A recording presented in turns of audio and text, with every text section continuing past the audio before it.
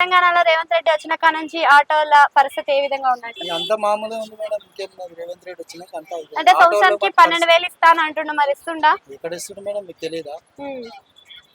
మరి ఇస్తా అని పెద్ద పెద్ద హామీలు చేశారు ఈ మధ్యలో. అన్ని హామీలు ఇచ్చిండు, ఒక్క హామీ ఇచ్చిండు మేడం. ఒకటి పంపించిండు అంటే ఒకటి కనబడడానికి హామీ బస్ ఫ్రీ ఒకటే.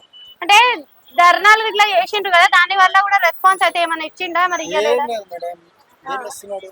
ఏం లేదు. ఇంతకు ముందు ఎట్లా అవుతుండే, మరి ఇప్పుడు ఎట్లా అవుతుంది? ఇంతకు ముందు బాగుండే, ఇప్పుడు అప్పుడు ఎంత తీసుకోబోతుండే ఇంటికి?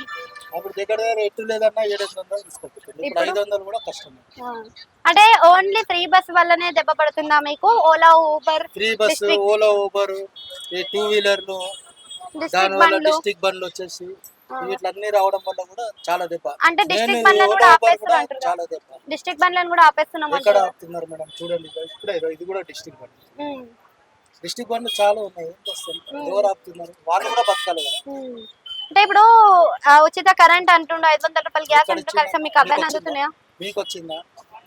మరి మీకే రాలేదు, మాకు ఎక్కడి నుంచి వస్తాయి? ఇంత పొట్లాడేటోళ్ళు మీకే రావట్లేదు, ఇక మాలాంటి వాళ్ళకి ఎక్కడి నుంచి వస్తాయి? అంటే కనీస హక్కులు కదా అది కూడా. అంటే అప్లై చేసుకోలేదా, లేకపోతే ఎందుకు రాదు? ఏం చేసినా రాదమ్మా, మాటలే, గాలి మాటలు. ఇప్పుడు రేవంత్ రెడ్డిది చూస్తున్నారు పరిపాలన, కేసీఆర్ ది పరిపాలన చూసినారు. ఆయనది మంచిగా ఉందా? ఇద్దరు దొంగలమ్మా, ఇద్దరు దొంగలే. మరి ఏ ప్రభుత్వం వస్తే బాగుండేది? ఎవరిదే మన కష్టం మనం తినడం తప్పితే ఎవరు మనకేం చేసేది? మన మీద ట్యాక్సులు పెంచకుంటే చాలు.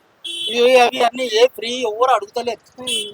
ఆటోలకి, దానిలకి, దీనిలకి వీళ్ళు ఇవన్నీ ఎవరు ఏమంటున్నారు? ఫ్రీ ఎవరయ్యే జాగ్రత్త. మన ఇంట్లోకి వెళ్ళి తెచ్చియట్లేదు కదా. మన డబ్బులే వాడు ఇంకా మనం ఇంకా లాగకుండా చాలు. మనం ఇట్లా కష్టం చేసుకొని మనం బతకనిస్తే చాలు. Thank you sir.